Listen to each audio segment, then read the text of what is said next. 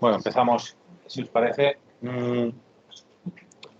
A ver, se ha hablado durante toda la mañana de tecnologías, de cosas muy maduras, de cosas que tocamos, de tecnologías que tenemos en casa, que vemos, pero os voy a hablar de algo quizá diferente, que es el hidrógeno, que muchos habéis leído en prensa, que es la energía del futuro. Habéis leído también seguramente bueno, que ahora Alemania se ha unido a la alianza esta en la que pertenece España con Portugal y con Francia para desarrollar un hidroducto que vaya hacia la zona del norte de Europa y que no haya tanta dependencia del gas ruso. Yo os voy a hablar de cómo está la legislación actualmente aquí en España en cuanto al hidrógeno. Está todo muy por hacer todavía, pero bueno, vamos dando pasitos y veréis sobre todo un poco el calendario, ¿no? que está evolucionando en los últimos años. Y luego os vamos a explicar un proyecto más concreto, que es el Green Island, que sí que habréis oído hablar seguramente aquí en Mallorca, que es la planta de generación de hidrógeno de Lloseta, y qué es lo que está haciendo Redexis para evacuar ese hidrógeno que se va a producir en esta planta. Redexis, para los que no lo sepáis, y es una pincelada muy rápida, somos la transportista y la distribuidora de gas natural de las islas. Distribuimos tanto en Mallorca como en Ibiza, como en Menorca estamos distribuyendo con propano. Y el futuro de las empresas gasistas pasa por el aprovechamiento de estas redes que ya tenemos tendidas en aprovecharlas para los gases renovables, entre ellos el hidrógeno, ¿no? La presentación está en inglés porque como es una cosa tan novedosa y coge fondos europeos y demás, veréis que está en inglés. Luego las preguntas no me las hagáis en inglés, por favor, porque puede ser un problema. Primero, lo que os decía, os voy a hablar de la parte regulatoria y la parte legal que tenemos actualmente en España, y luego una experiencia piloto que se está desarrollando aquí en Baleares. Bueno, como veis, lo que se pretende es introducir hidrógeno en las redes de gas natural, en las redes existentes de gas natural. No vehicular 100% hidrógeno, sino introducir una parte de hidrógeno. Entonces, los diferentes países de Europa pues, permiten una introducción de hidrógeno en diferentes porcentajes, ¿no? Vemos que aquí, por ejemplo, en España, el máximo que está permitido es del 5%, ¿no? Entonces, lo máximo que vamos a poder introducir en las redes de gas natural existentes, en los gasoductos de transporte, en las redes de distribución, va a ser un 5%. Hay países, como Alemania, que permiten hasta un 10%. Bueno, entonces lo que se trata es intentar evolucionar para que las normativas se unifiquen al máximo a nivel europeo, de tal manera que si van a estar interconectadas estas redes, como ya están actualmente las redes de gas natural, si van a estar interconectadas con las redes de hidrógeno, pues podamos meter la misma cantidad de hidrógeno en todos los países, ¿no? Y luego vemos aquí en el siguiente mapa qué países están trabajando ya en tener una estrategia, en diseñar una estrategia para la implantación del hidrógeno. Veis que tanto la península ibérica, Francia, Alemania, son países que ya están ya tienen diseñada una estrategia, ya tienen diseñado un plan de cómo van a trabajar con el hidrógeno. Hay un proyecto europeo muy importante, que es el proyecto HICS, ¿no? En el cual participa Redexis, en el cual se están haciendo estudios de cómo el hidrógeno afecta a los diferentes componentes, a los diferentes materiales de las redes de transporte y de distribución, principalmente en alta presión, ¿no? Cómo afecta pues, a las tuberías de acero, cómo afecta a las válvulas, cómo afecta a las estaciones de regulación que hay a lo largo de toda la red. Entonces, lo que os decía, ¿no? Que hay una diversidad muy importante en toda Europa de normativas en cuanto a la cantidad de hidrógeno que se puede inyectar en las redes, ¿no? Entonces, tanto la Comisión Europea como las empresas gasistas que están muy interesadas en poder aprovechar estas infraestructuras, no perdamos de vista que al final el hidrógeno es un gas, se va a tener que vehicular ¿por dónde? Por las canalizaciones de gas existentes. ¿Qué canalizaciones hay ahora? Toda la red europea de transporte y de distribución de gas natural. Entonces, en esas redes, por eso las empresas gasistas están tan interesadas en trabajar en el desarrollo de esta normativa para que se pueda ir vehiculando gas, el hidrógeno en las redes de gas natural. ¿Cuál es la legislación española actual? Esto quizás es un poco más rollo, ¿no? Luego veremos algo más interesante, ¿no? Pero fijaros que la primera ley, que es la ley del sector de hidrocarburos, es del año 98, hace 25 años que está esta ley en marcha. Pero, sin embargo, los últimos reales decretos, las últimas legislaciones que han salido respecto al hidrógeno son bastante recientes. Estamos hablando del año 2020, ¿no? Entonces, ¿qué quiere decir esto? Que es una tecnología muy incipiente, es una tecnología que no está tan madura como las que habéis visto en las presentaciones anteriores, como la fotovoltaica. Está todo muy definido. Aquí está todo muy por hacer, ¿no? Entonces, lo que se pretende es ver de qué manera podemos ir legislando, el Gobierno puede ir legislando de tal manera que podamos tener una legislación clara para poder desarrollar proyectos, para poder tramitar estos proyectos. Luego veréis que el proyecto pionero con el que estamos trabajando aquí en Lloseta, pues no tenía una legislación clara a la cual hacer referencia. Entonces, hemos tenido que buscar de qué manera, conjuntamente con la Administración, podemos adaptar la legislación que ya está a poder tramitar un proyecto que realmente no existe, ¿no? Porque estamos hablando de la ley del sector de hidrocarburos y ahora estamos trabajando solo con hidrógeno, no con carburos. Por tanto, la legislación hasta ahora no lo permitía. ¿Qué es un decreto muy importante? Bueno, ha habido varios decretos, pero uno muy importante ha sido el 6/2022, que permite la conexión, o sea, la creación de líneas directas desde la producción hasta las redes de distribución. Para gases renovables, estamos hablando no solo de hidrógeno, yo os voy a hablar hoy principalmente de hidrógeno, pero gases renovables también puede ser el biometano. El caso del biometano, como es metano, pero de origen biológico, se puede inyectar hasta el 100%, porque al final tiene el mismo componente, ¿no? Entonces, ¿qué ventajas tiene esta legislación que ya va evolucionando? Pues primero, que no requiere autorización de ejecución de instalaciones, que garantiza la utilidad pública. Esto es muy importante porque todos estos proyectos, la mayoría, van a ir por suelo rústico, con lo cual vamos a tener que tener algún instrumento legal para poder llevar a cabo estos proyectos, y luego que la titularidad de esta instalación va a ser del productor. Aquí en Baleares, de momento, no hay ninguna instalación de gases renovables, como puede ser de biogás, por ejemplo, de biometano que estemos introduciendo en la red de distribución, pero en la península ya empieza a haber, ¿no? Entonces, el titular de estas instalaciones es el productor, ¿no? Esto es lo importante. Y luego, el más importante de todos es el que ha salido recientemente. Fijaros que estábamos hablando de la ley de hidrocarburos, que era del año 98, y ahora estamos en 2022, y esto es de final de 2022. Y en finales de 2022 se reguló lo que llaman las garantías de origen. Vosotros sabéis que en la factura eléctrica tú puedes comprar a una distribuidora eléctrica, a una comercializadora que te garantiza que su electricidad, la electricidad que te está vendiendo, es de origen renovable. Hay varias compañías que lo hacen, ¿no? Que son al 100%, o una parte que te dice, pues mira, pues yo resulta que tengo un tanto por ciento de eólica, un tanto por ciento de fotovoltaica y el resto es convencional, ¿no?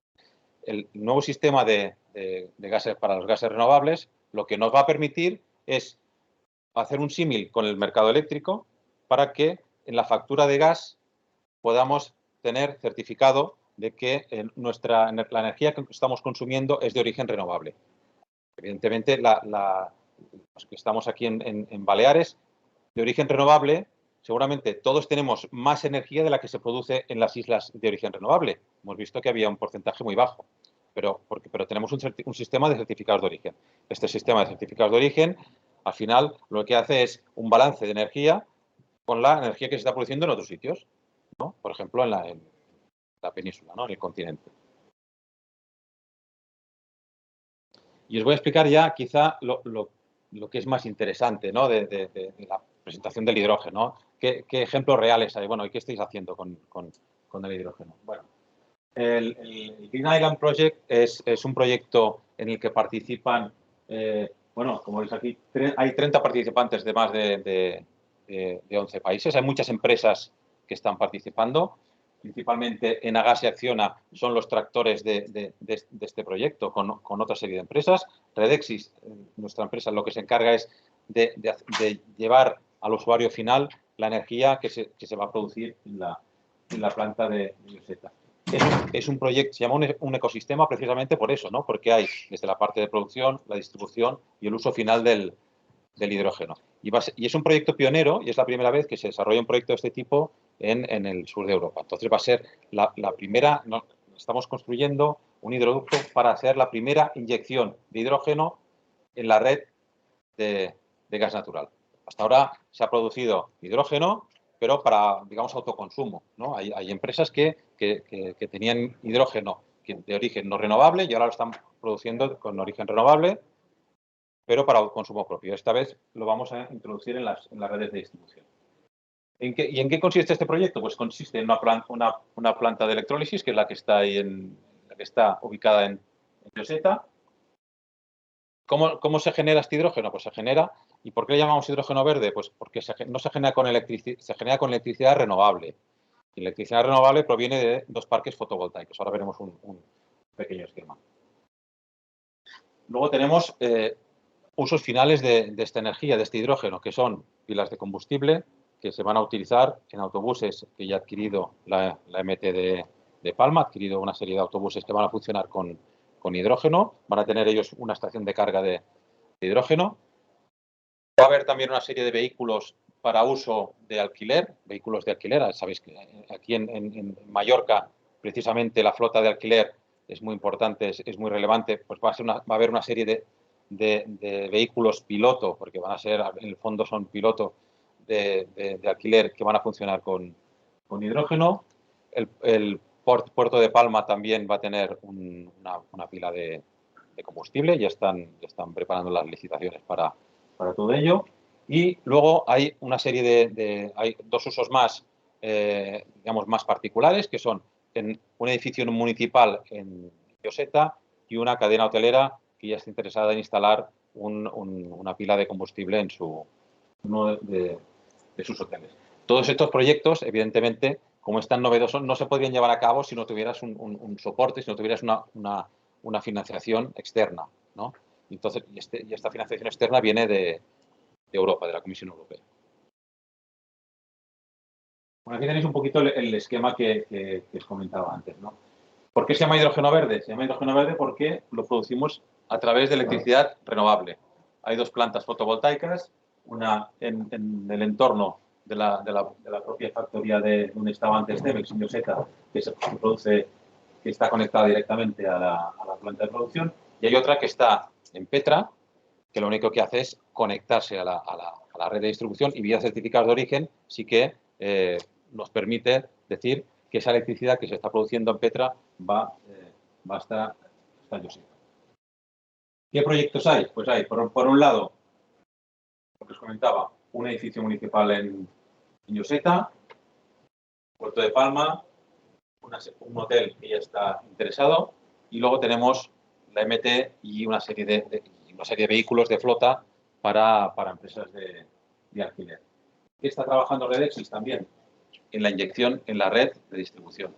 Muy importante que veamos esto. Bueno, aquí veis en este mapa, más que las implantaciones del propio proyecto, la red de los gasoductos donde se va a inyectar el hidrógeno. Los gasoductos insulares prácticamente siguen las líneas de las principales autovías que tenemos. Tenemos la autovía la que va hasta Alcudia, la que va hasta Manacor y luego la de Poniente que llega hasta Andratx. Entonces, básicamente son los ejes principales donde vamos a inyectar el hidrógeno y a partir de aquí se irá expandiendo por las redes de distribución. ¿En qué trabaja Redexis? Redexis trabaja en 3 proyectos. Trabaja, primero, el hidroducto, que hay una conducción de hidrógeno que va a inyectar el hidrógeno en las redes de transporte y distribución. Trabaja en la flota de vehículos de alquiler y trabaja también en la pila de combustible para un hotel ubicado en la zona de la bahía de Palma. El resto de elementos es lo que hemos visto. Hay una serie de parques fotovoltaicos que alimentan este electrolizador y a partir de aquí producimos hidrógeno. Este hidrógeno se comprime porque es a baja presión, lo comprimimos, lo pasamos a alta presión, lo metemos en una serie de camiones para inyectarlo luego en la canalización de hidrógeno.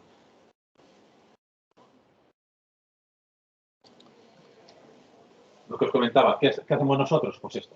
Hay una serie de tareas dentro del proyecto global europeo, porque esto al final depende de la Comisión Europea, en el cual tenemos primero la tubería de hidrógeno, tenemos también el punto de inyección de hidrógeno, son dos proyectos por separado, ahora os lo explicaré, y luego una serie de lo que llaman end user applications, que son aplicaciones para finales del hidrógeno, ¿no? Que son la de los vehículos y la de la pila de combustible para el hotel. Y os enseño aquí ya cuál es la última versión del proyecto del hidroducto. El hidroducto, para que los que conocéis un poquito Palma, va desde la zona donde están las cocheras de la MT, aquí tenemos Palma, Centro Comercial FAN, CLH, hasta la posición de inyección de Castellsoler. Desde aquí, esta es la central eléctrica de Castellsoler, aquí está la depuradora de Malla, desde aquí parten todas las redes de distribución y de transporte de la isla de Mallorca. ¿Por qué inyectamos aquí? Pues inyectamos aquí porque es el punto donde hay más consumo de gas de todas las redes. Entonces, podríamos inyectar directamente en Lloseta, pero como el flujo de gas solo va en una dirección, pues inyectaríamos solo para el consumo que tuviera de Lloseta hacia la bahía de Alcudia. Hemos visto en el mapa anterior, que se veía todo Mallorca, que solo teníamos un gasoducto allí. Desde aquí parten absolutamente todos los gasoductos. Y os comentaba que hay dos proyectos. Hay dos proyectos, ¿por qué? Porque la normativa así lo separa. Hay un proyecto que es el proyecto de inyección, que autoriza el Ministerio. Lo autoriza el Ministerio precisamente porque la posición de transporte es como una especie de concesión, es una titularidad que cualquier autorización sobre esa posición de transporte la tiene que llevar el Ministerio porque es transporte primario. Y luego hay otra canalización, lo que es la propia canalización más, que es la introducción del propio hidrógeno, que lo gestiona la comunidad autónoma.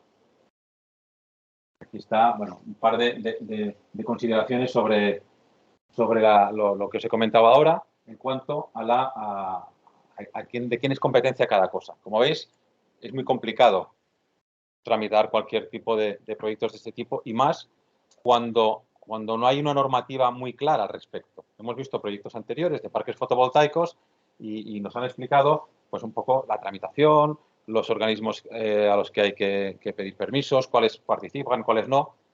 Pues imaginaros eso en una normativa que no está definida cuando no está nada claro. Entonces, se está complicando mucho más todo esto, pero porque es un proyecto, precisamente por eso, porque es un proyecto pionero. Estamos marcando la senda para los próximos proyectos, cómo se deben tramitar, ¿no? Cómo se van a poder tramitar.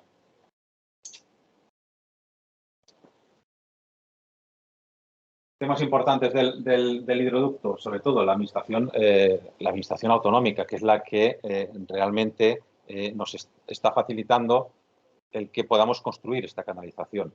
Porque la parte de la inyección es un proyecto que se tramita a nivel de ministerio, ha sido más complicado, pero ya tenemos la autorización. Ahora veremos el planning, ¿no? de las autorizaciones, cómo está funcionando. Pero una cosa muy concreta, un proyecto mucho más concreto. Toda la línea que hemos visto del hidroducto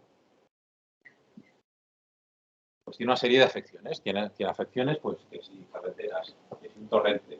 Lo que han explicado los señores de Endesa antes, ¿no? Pues lo mismo, pero pasado a hidrógeno. A una cosa que no hay normativa de referencia, en la cual los técnicos de la administración que tienen que informar sobre estos proyectos puedan basarse, ¿no? Entonces, esto realmente es lo que está complicando más todo esto.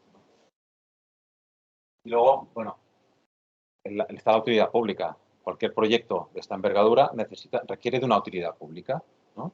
Entonces, la autorización de la utilidad pública la está tramitando la Administración Autonómica y es la que va a pedir informes a los diferentes organismos. ¿Para qué? Para que una vez tengas la utilidad pública, si pasas por la finca de un señor, le puedas expropiar.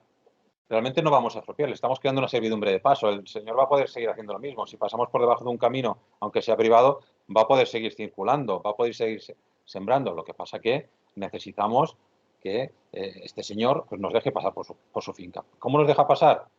Pues o nos puede dejar pasar llegando a un acuerdo con él, o nos puede dejar pasar llegando a vía expropiación, ya el proceso expropiatorio, creando una servidumbre de paso, ¿no? Y al final, pues ese señor le vamos a tener que pagar un dinero para pasar por sus tierras. Ya habéis visto que aunque intentamos minimizar las afecciones a los particulares, no cruzando, porque lo más fácil quizás sería ir en línea recta. Bueno, pues tengo que ir desde aquí hasta aquí, voy recto, ¿no? Pero si precisamente hacemos esta forma, es para intentar minimizar las afecciones a los terrenos particulares, intentar ir por caminos, intentar ir por donde no hay camino, pues ir por lo menos por el linde de la propiedad, que sabes que allí no van a poder hacer nada nunca, ¿no? Pues un poquito la idea es esta. Quizá alguno dirá, bueno, ¿y por qué no vas por aquí, ¿no? Que hay una carretera. Pues bueno, pues los que conocen las carreteras también saben que hay una ley de carreteras que no permite pues, la instalación de infraestructuras en el propio tronco de la carretera, ¿no? Entonces, con todo esto tenemos que ir haciendo un encaje y al final no deja de ser más que un puzzle en el cual al final tienes que tener a todos los agentes implicados de acuerdo para poder desarrollar un proyecto de este tipo. ¿Dónde estamos ahora? Pues bueno, el proyecto empezó en noviembre de 2021 y actualmente ya hemos conseguido para la parte de inyección, se consiguió a final de año la autorización del Ministerio. Un hito importante porque es la primera vez que se consiguió una autorización de este tipo en España, por tanto, marca un poco la senda del resto de autorizaciones que se quieren hacer en otros puntos del territorio, ¿no? Y estamos esperando, bueno, y presentamos un proyecto, pasa información pública, todo el mundo opina, y dices, bueno, ¿y ahora qué hago? Pues bueno, pues voy a tener que modificar el proyecto, porque claro, todo el mundo ha opinado, y algunos han opinado que sí, pero otros han opinado que no. Entonces, bueno, pues vamos a ver, los que han opinado que no, ¿qué es lo que dicen? Si es algo que se puede arreglar, pues vamos a intentar arreglarlo, ¿no? Porque al final se trata de tener infraestructuras que sean acordes a lo que quiere, a lo que demanda la sociedad, ¿no? Entonces, es difícil tener contento a todo el mundo, pero sí que vamos a intentar llegar a acuerdos con la mayoría de los implicados. Hemos presentado una adenda, y la presentamos a final de año y esperamos que al final del mes que viene seguramente tengamos ya la autorización para poder ejecutar las instalaciones y luego vienen pues todos los procesos de hablar con los propietarios, pedir los permisos de paso, etcétera, etcétera, para que en el mes de junio esto esté funcionando. Fijaros, un proyecto que son 3 kilómetros de tubería, o sea que no es que sea un megaproyecto. Está hablando, el otro día hablaban cuando estaban los presidentes de España, de Portugal, de Francia, de Alemania, de hacer un hidroducto que va a ir, bueno, que tiene que cruzar un trozo de Portugal. Luego tiene que atravesar toda la península ibérica, que esto ya está medio construido. Tenemos que ir hasta Marsella y luego hay que subir hasta Alemania. Bueno, si 3.000 metros nos está costando esto, yo no sé lo que costará tropecientos mil kilómetros. Pero bueno, vamos a ser optimistas. Es cierto que todo es empezar. Hemos visto la fotovoltaica. Habéis oído antes también que fotovoltaica hace unos años, hace 15 años, los primeros parques que se montaban, el coste que tenía, los paneles que había, respecto a lo que hay hoy en día. Pues vamos a pensar que con el hidrógeno pues la evolución también será de este tipo, ¿no? Es una energía nueva, es una energía que nos va a permitir eliminar la dependencia sobre todo de gas natural de otros países, no solo de Rusia, porque todo el mundo habla de la dependencia del gas ruso por la guerra de Ucrania y tal, pero el gas que no viene de Rusia viene de otro sitio. Viene de Estados Unidos, o viene de Argelia, o viene de Trinidad, o viene de países que al final pues quieren hacer negocio, es normal, ¿no? Entonces, lo que no están ganando unos lo ganan los otros. Eso lo tenemos todos claro. Entonces, lo que se pretende es eliminar esta dependencia del gas de exterior, generar un entorno donde podamos realmente a nivel europeo tener nuestro propio combustible y, evidentemente, el reto principal es ir descarbonizando las infraestructuras actuales, la economía, que solo nos permite la actual normativa un 5%, pues bueno, pues es un 5% menos de gas fósil que vamos a utilizar. Y como os decía antes, si tenéis alguna pregunta